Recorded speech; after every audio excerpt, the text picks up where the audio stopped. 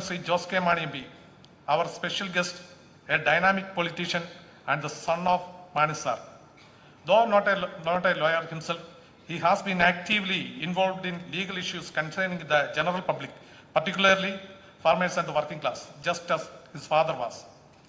We have witnessed his passionate arguments on various issues, including human-wildlife conflict, the struggles of farmers burdened by the impractical forest land laws, and the right of fishermen over marine resources.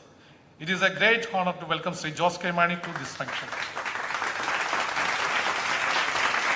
അവിടെ കൃത്യമായി session 11(2)ൽ പറയുന്നുണ്ട്, അതിനകത്ത് പറയുന്നത് killing or wounding in good faith of any wild animal in defense of oneself or any other person shall not be an offense. It says all. പക്ഷെ എവിടെയോ ഒരു തടസ്സം. അപ്പോൾ ഇതുമായി ബന്ധപ്പെട്ട് അതിന്റെ സ്വരം വരേണ്ടതും ഇതുമായി ബന്ധപ്പെട്ട ഒരു അല്പം ആശ്വാസം ഈ നിയമത്തിൽ തന്നെ കൊടുക്കാൻ കഴിയുമോ എന്നുള്ളത് ഈ കോടതിയുടെ മുമ്പിൽ നമുക്കറിയാം എറണാകുളത്താണ്. അതിലേക്ക് ഒരു സ്വരം ഉയർത്തേണ്ടത് അതിൻ്റെ സാഹചര്യം അല്ലെങ്കിൽ അങ്ങനെ ഒരു ഇതിലേക്ക് എത്തിക്കുവാൻ കഴിയുമോ എന്ന് ഈ ഫെറ്റേണിറ്റി ആലോചിക്കണം.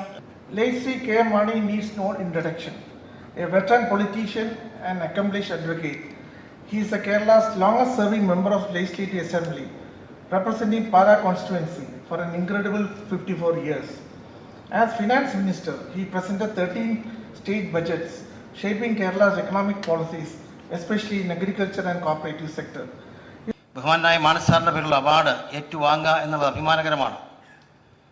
കേരളത്തിൽ നിയമരംഗത്ത് ഏറ്റവും കൂടുതൽ നിയമമന്ത്രിയായിരുന്ന, ഇന്ത്യയിൽ ആദ്യമായി കേരളത്തിലാണ് ധനബില്ലുണ്ടാകുന്നത്, മണി ബിൽ. ധനകാര്യ ബില്ലിന് മുമ്പ് ഇന്ത്യയിൽ ഒരു സംസ്ഥാനത്തും ഉണ്ടായിരുന്നില്ല. ഏപ്രിൽ മാസം 1-ാം തീയതി തന്നെ കേരള ഗവൺമെൻറ് മാത്രമല്ല ഇന്ത്യയിലെ എല്ലാ ഗവൺമെൻറ്റുകൾക്കും ടാക്സ് പിരിക്കാനും പണം ചെലവഴിക്കാനുമെല്ലാം ആരംഭിക്കാൻ കഴിയുന്നൊരു നിയമവ്യവസ്ഥിതി കേരളത്തിലും ഇന്ത്യയിലും ഉണ്ടാക്കിയെടുത്തത് ബഹുമാനായ മാനസാറിൻ്റെ ദീർഘവീക്ഷണമാണ് എന്നുള്ള കാര്യം സന്തോഷത്തോടെ ഈ സന്ദർഭത്തിൽ സൂചിപ്പിക്കാൻ ഞാൻ ആഗ്രഹിക്കുകയാണ്.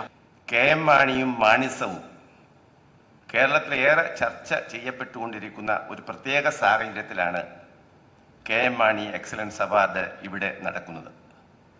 മാണിസത്തിൻ്റെ വിവിധ തലങ്ങളിലുള്ള സ്വാധീനം വിലയിരുത്തുമ്പോൾ കേരളത്തിൻ്റെ നീതിന്യായ വ്യവസ്ഥയിൽ മാണിസത്തിൻ്റെ ടച്ച് ഉണ്ടാക്കിയിട്ടുള്ള മാജിക്കൽ ഇഫക്റ്റ് ഇന്ന് കേരളത്തിൽ കാണുന്ന നീതിന്യായ വ്യവസ്ഥയുടെ ചടുലതയുടെ അടിത്തറയാണ് എന്ന് നാം അഭിമാനത്തോടുകൂടി ഓർക്കേണ്ടതാണ്. As the longest serving minister in the state, who had repeatedly handled the important portfolios of finance, revenue and law, and as the proponent of the theory of toiling classes, I offer my homage in remembrance of late Sri K. M. Mani. I pronounce to the great soul. Meaning, I would take it in a different way. Shri Kurupji, you are really worthy of it, and you have done a lot of it. This is not the pat on your back by we people. This itself is a blessing from K. M. Maniji. That is what you have to carry forward. What he has stood for, what he has thought for. And this happens always. As I was mentioning, in the society there are many good people who want to have something for the society, for the fraternity where he works. That has to be there.